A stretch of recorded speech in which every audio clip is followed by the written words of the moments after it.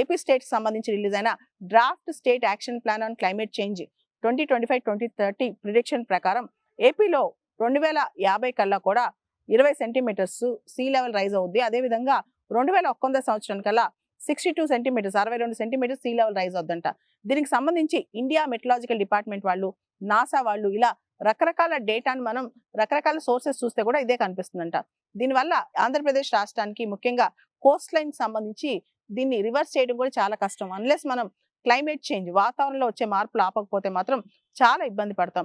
ముఖ్యంగా భారతదేశంలో environmental ministry ఏదైతే ఉందో వాళ్ళు కూడా ఈ sea level rise climate study చేస్తున్నారనమాట. దీనివల్ల పేదరికం పెరిగే అవకాశం ఉంది. ముఖ్యంగా కోస్టల్ ఏరియాస్ లో ఎవరైతే ఉన్నారో వాళ్ళు కూడా అక్కడి నుంచి డిస్ప్లేస్ అయ్యే అవకాశం కనిపిస్తుందంట.